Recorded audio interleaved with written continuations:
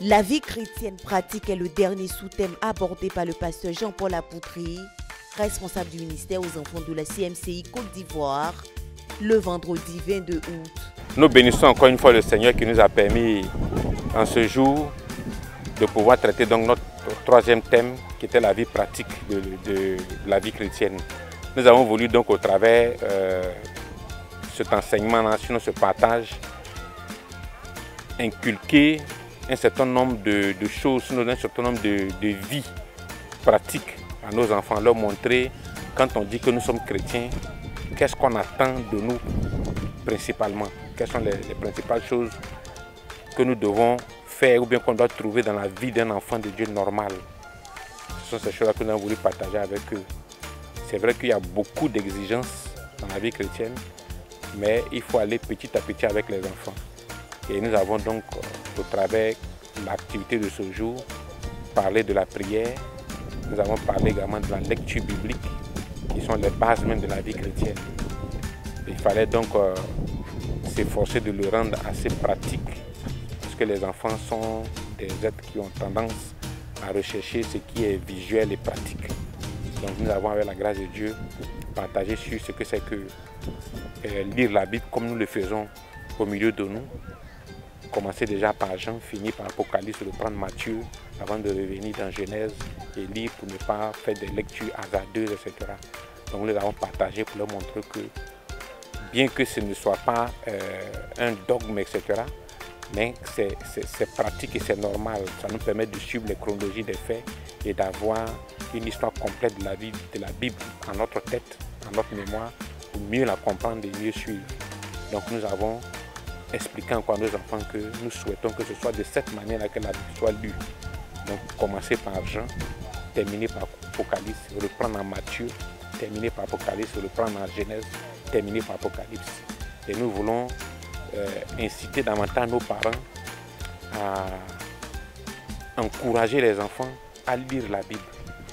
Ne pas leur donner, c'est puis leur dire allez lire, mais prendre aussi du temps nous-mêmes, de nous asseoir, ne serait-ce qu'un week-end, une fois dans le mois, 2 fois dans le mois, ou bien même tous les jours, si on a vraiment du temps, s'asseoir avec les enfants, sur nos pieds, sur les canapés, dans un fauteuil, et puis ensemble lire la Bible, faire un commentaire composé, faire un commentaire de la Bible. Ça rend la vie familiale agréable, ça rapproche et ça permet d'échanger, de se connaître mutuellement. Donc nous voulons vraiment exhorter aussi les parents à prendre du temps pour lire la Bible avec les enfants, ne pas payer la Bible, leur donner et attendre qu'ils le lisent le plus facilement possible. Parce qu'aujourd'hui les enfants sont beaucoup visuels et quand tu prends la Bible, c'est juste des écritures. Donc il faut des gens pour les accompagner, pour leur donner de trouver le goût et de s'y plaire pour que demain ça devienne quelque chose qui soit dans leur habitude. La deuxième chose, c'est la prière, c'est la même chose. La prière, c'est communiquer avec Dieu, c'est exposer à Dieu ses besoins, l'adorer, le louer, l'élever, le magnifier, lui exposer ses besoins et diverses choses, intercéder pour l'autre personne, etc., etc.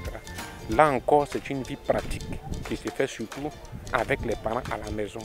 C'est à force de pratiquer la prière avec les parents, avec les enfants à la maison, que ça devient une autre habitude, ça devient une habitude dans leur vie pour que demain ils puissent s'y mettre aisément. Là, nous avons essayé de l'illustrer pour leur montrer l'intérêt qu'on a à prier. Parce que la Bible nous dit que quand nous prions, les vieillards récoltent l'ensemble de nos prières qui devient comme un parfum qui se retrouve dans leur coupe qui vont prendre pour adorer Dieu. Donc nous avons fait comprendre aux enfants qu'en priant, notre prière n'est pas inutile. Dieu recueille cela, ce sont les anges qui le recueillent pour adorer Dieu. Donc nous participons d'une certaine manière à l'adoration de Dieu. Donc l'enfant doit se réjouir, doit être content de savoir que sa prière est recueillie. Sa prière porte devant Dieu et contribue à l'adoration de Dieu. Nous sommes efforcés de laisser cette image dans leur tête que quand ils sont en train de prier, voilà ce que Dieu fait pour que cela puisse les inciter davantage à la prière et leur donner d'aimer la prière. Et nous prions aussi que là aussi les parents qu'ils viennent nous épauler pour que des séances de moments de prière soient organisées dans la maison et qu'il y ait suffisamment de vie autour de des moments de prière pour que les enfants s'y plaisent et adhèrent. En atelier, nous allons travailler sur la méditation. C'est surtout pour les moyens et les adolescents. On veut les initier déjà à la méditation biblique et puis les initier aussi à l'étude biblique. Donc, on a fait ressortir les éléments qu'il faut pour faire parler une étude biblique. C'est relire d'abord le texte, se l'imprégner en mémoire, ensuite faire ressortir les vérités qu'il y a dans le test que nous sommes en train d'étudier, les décliner en des impératifs, les il faut que, les traduire en sujet de prière et prier pour que tout son être se dispose et s'engage à mettre en pratique tous les éléments que nous avons fait ressortir de notre étude. Donc cet après-midi, on va travailler sur le livre dans Matthieu chapitre 5, Matthieu chapitre 6, Matthieu chapitre 7, qui est le sermon sur la montagne, où Jésus a donné beaucoup de conseils pratiques pour celui qui veut vivre. On a demandé donc aux enfants de ressortir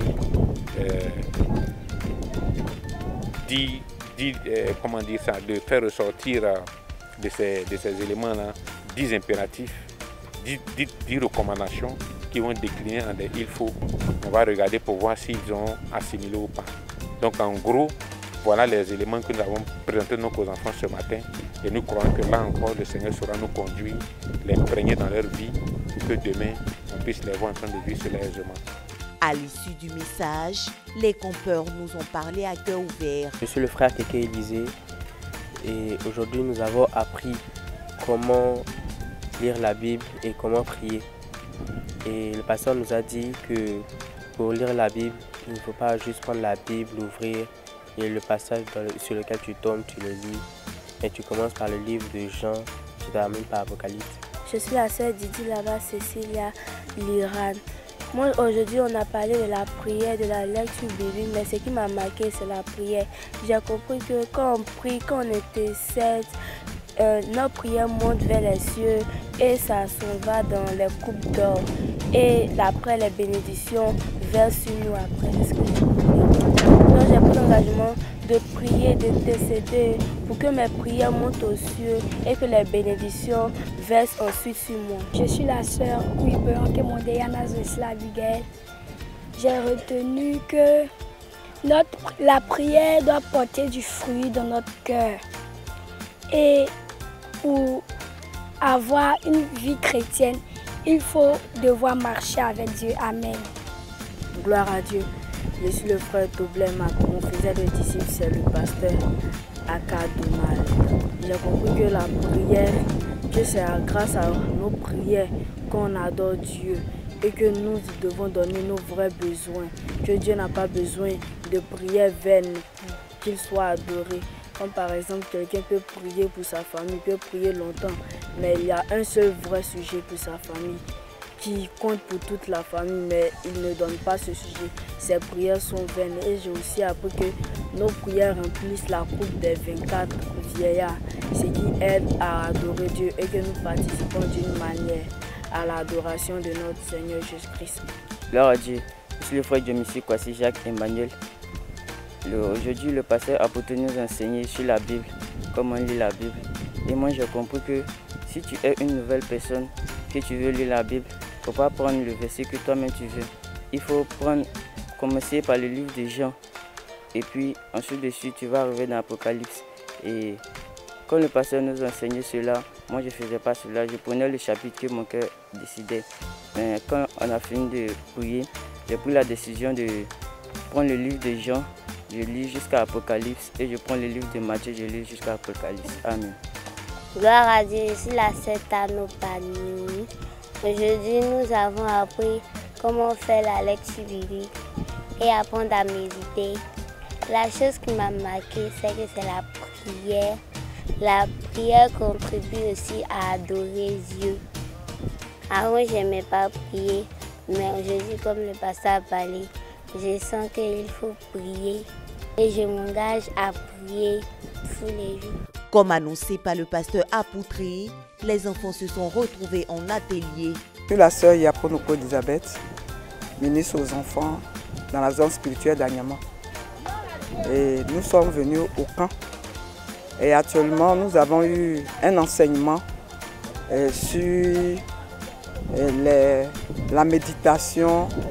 Et maintenant, nous sommes en train de travailler avec les enfants en atelier. Et nous allons faire un exercice sur la méditation.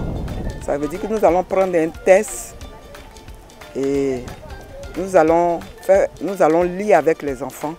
Et nous allons demander aux enfants qu'est-ce qu'ils comprennent. Et maintenant, après, Après ça, ils vont confronter ce qu'ils ont lu, ce qu'ils ont compris à leur propre vie.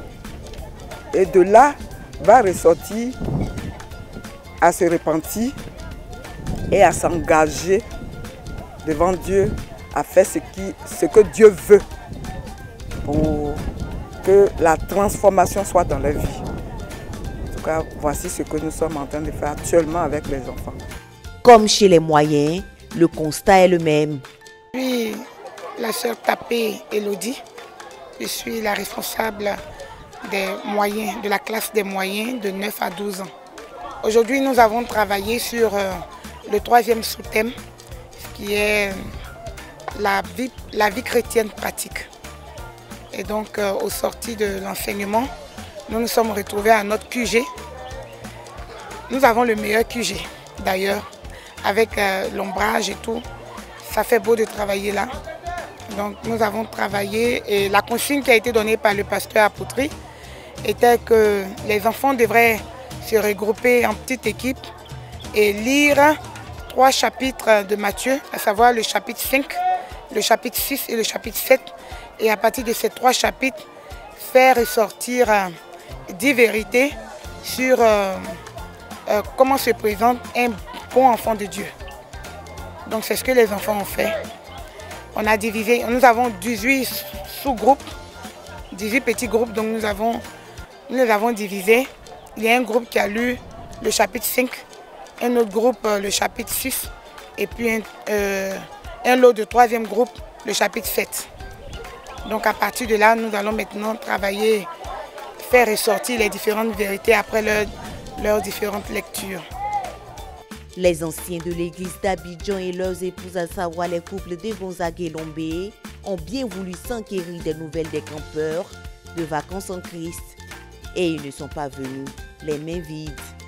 Gloire à Dieu. Amen. Nous bénissons le Seigneur qui nous fait la grâce d'être ici à Jacquesville dans le cadre de vacances en Christ. Nous sommes ici avec les 2 couples de Gonzague et Lombé. Nous sommes ici avec nos enfants et nous sommes là pour dire vraiment grand merci pour cet événement qui est annuel qu'on appelle vacances en Christ. Nous sommes venus en tant que couple pour les soutenir, mais des pasteurs surtout, parce que nous sommes ceux qui portent la vision. Les enfants, c'est la crème de l'avenir. On sait qu'en investissant dans les enfants, vraiment l'avenir sera quand même réservé, préservé et on sera béni. Donc nous sommes là pour les encourager à travers d'abord leurs parents spirituels qu'on appelle les ministres aux enfants et aussi les enfants eux-mêmes pour qu'ils voient que quand même en dehors de leurs enfants, il y a d'autres pasteurs qui sont là et aussi ils ne sont pas venus les mains vides. Conscients que c'est une tâche énorme, nous sommes venus apporter quelques contributions non seulement financières, morales et spirituelles surtout également. Nous sommes venus les encourager et les bénir parce qu'on ne peut pas partir sans laisser la bénédiction. Et nous sommes venus là non seulement de nous-mêmes, nous sommes venus également sous l'autorité du leader, le pasteur Boniface Meignier, parce que hier, on a eu la permission d'être ici, on s'est déjà attiré avec la jeunesse, mais ça reste la bénédiction que nous sommes venus, on n'est pas venu comme ça. La route a été libérée par le leader et nous sommes arrivés. Donc voilà un peu ce qu'on peut dire de façon simple et pour la gloire de Dieu. Donc que Dieu bénisse abondamment. Les missionnaires de la région spirituelle des Grands Ponts, Mathieu et Prudence Nguessan et leurs co-ouvriers, toujours aux côtés des ministres aux enfants et des agneaux, ont déversé toutes sortes de bénédictions tant au niveau spirituel, matériel et financier. Nous sommes à quelques heures de la fin de l'événement et nous pouvons voir qu'un travail très appréciable a été fait au niveau des enfants. Nous avons trouvé que nos enfants sont véritablement épanouis, il y a la joie partout et nous aussi nous sommes heureux de voir que Vacances en Christ apporte quelque chose de très édifiant, de positif à nos enfants. Et à ce titre, en tant que responsable de la région avec mon équipe, nous sommes venus encore apporter notre soutien au pasteur Jean-Paul à Poutry pour leur permettre de bien finir Vacances en Christ. Selon que la Bible dit, la fin d'une chose vaut mieux que son commencement. Nous voulons profiter de l'occasion pour les féliciter pour tout le travail qui a été abattu. Et nous leur avons fait un petit don financier, une enveloppe de 100 000 francs. Et nous espérons que ça va pouvoir les aider à bien gérer les derniers instants de Vacances en Christ. Nous voulons rendre gloire au Seigneur pour cette grâce qu'il nous fait d'accueillir chaque année, Vacances en Christ dans notre région. Et comme je le disais encore une fois, félicitations au pasteur Jean-Paul Apotry et à toute son équipe.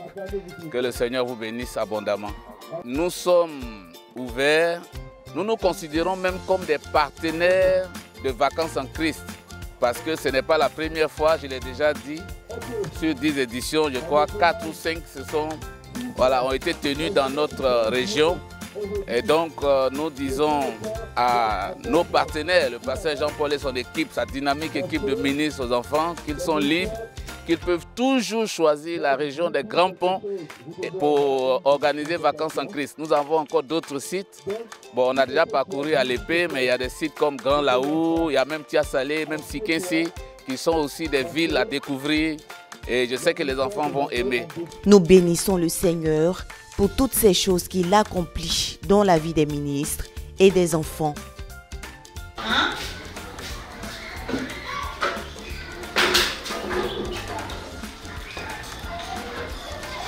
Nous sommes dans l'atelier de l'origami. Christelle Quadio connaît le papier au bout des doigts. Son ingéniosité et son originalité ont redoré tous ces objets. Le produit final est à couper le souffle. Bon, je vais chercher à confectionner ça. Ça c'est un design qu'on va remettre ça à chaque ministre.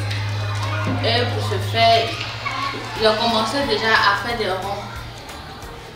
Bon, la plupart des choses se font avec du papier. C'est ce qu'on appelle l'origami. Ces œuvres d'art vont, c'est sûr, immortaliser Vacances en Christ 2025 dans le cœur de tous les campeurs. À l'effigie du camp de la 10e édition de Vacances en Christ 2025, la Bible, notre référence, les ministres aux enfants inspirés par Dieu ont trouvé opportun de faire un jeu biblique dont l'objectif est de faire une révision de toutes les leçons apprises. Il s'agissait des compétitions entre les tout-petits, les moyens et les adolescents. Le jury composé des ministres aux enfants ont filtré toutes les réponses dans la droiture. Sur un papier, on retrouve l'image d'un soldat avec un lien étroit sur la Bible dans Éphésiens 6, le verset 13 à 17. Il était question pour les enfants de trouver la partie de l'écriture qui s'accorderait à chaque partie du dessin. Ok, donc elle va partir encore, toujours avec élégance, pour aller entourer la parole de Dieu. Allez, avec assurance, hein. La parole de Dieu. La parole de Dieu, ok. On tourne, on va voir. Allez, elle a entouré l'épée. Elle a entouré l'épée. Elle a entouré l'épée. Elle a entouré l'épée. Elle a entouré l'épée. Le jury? Oui, effectivement, la parole de Dieu correspond à l'épée. C'est une bonne réponse. C'est une très bonne réponse. Notons que nous avons assisté également à des récits bibliques. Gloire à Dieu. Je me nomme Nemba Esther. Mon faiseur de disciples, c'est la sœur Sabine. Je vais vous réciter Jean 1, le verset 10. Elle était dans le monde. Et le monde a été fait par elle. Et le monde ne l'a point connue. Amen.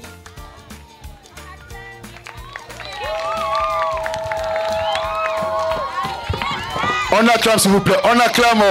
On acclame ici, on acclame. Les ados, vous avez vu? On acclame s'il vous plaît. Encouragez-les, merci beaucoup, ça n'a pas été facile. Pour couronner le tout, les adolescents ont occupé le devant de la scène au feu du camp avec l'histoire de Joseph dans la Bible. Son frère était le fils de Jacob, ancien fils. Et il était le préféré de son papa. Pourquoi? Parce qu'il a eu de sa vieillesse avec son épouse Rachel. Avec son épouse Rachel. Donc c'est comme ça, cela a créé la jalousie entre ses frères. Et puis Joseph aussi, c'est lui chaque jour il vient dire, j'ai fait un songe, tous mes 11 frères étaient prosternés devant moi, tout et tout, pour me vous ce qui a fait que ces frères ont commencé à me détester mieux. Une fois, ils ont commencé à Voici le faiseur de son Jabba. Qu'est-ce qu'on va faire de lui? Ils ont complété le rôle. Ils ont décidé de le mettre dans un puits.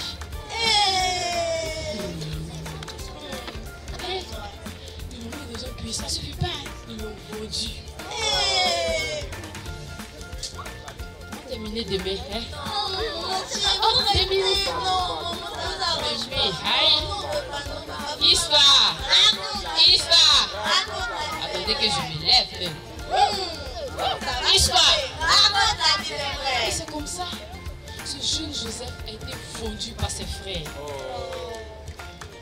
Et même les marchands qui l'ont acheté sont venus le vendre à Potiphar. Encore, hein? Potiphar était un officier de Pharaon. C'est ainsi qu'il a pris comme un esclave, travaillait pour lui. Et puis comme Dieu est miséricordieux, il n'oublie pas ses enfants. C'est comme ça. L'enfant travaille, et aussi touche, ça prospère. Donc le monsieur Potiphar, quand il a vu ça, il dit non, je te place à la tête de toute ma maison. C'est bien, non? Ok, demain place. Histoire.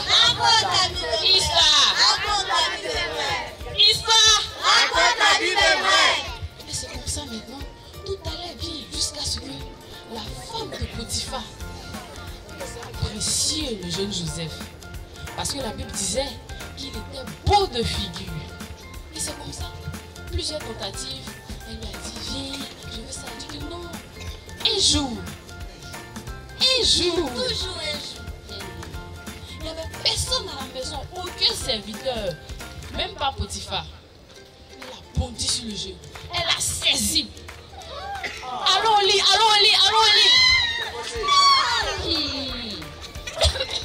La vieillesse, on termine demain s'il vous plaît. Histoire.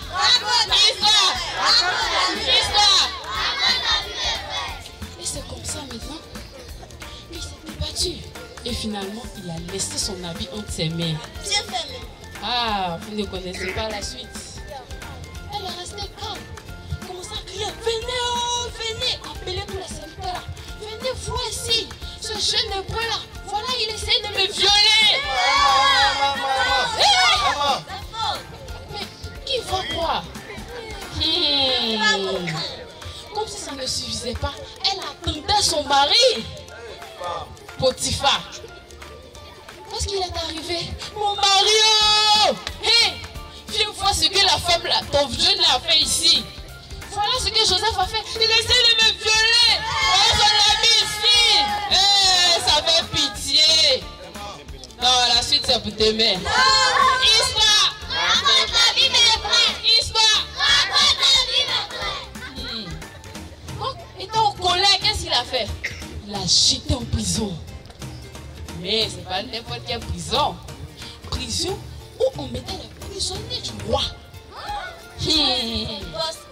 Aïe. Donc c'est comme ça. Il s'est retrouvé avec deux prisonniers. Et un soir, les deux ont fait des différentes choses. Et matin, Joseph les a expliqué.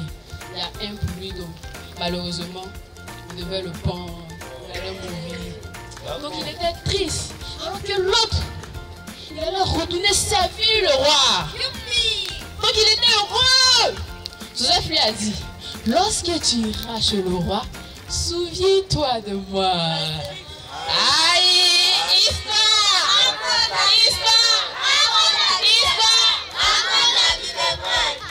oui, et c'est comme ça. Les jours passent, les années. Et le rêve s'est vraiment réalisé de la manière que Joseph avait expliqué. Donc, un jour, le roi fit un songe. Aucune personne ne pouvait l'expliquer. Aucun magicien. Le roi était tout confondu. Il ne savait pas quoi faire. Et voilà que ce fameux prisonnier se souvient de Joseph.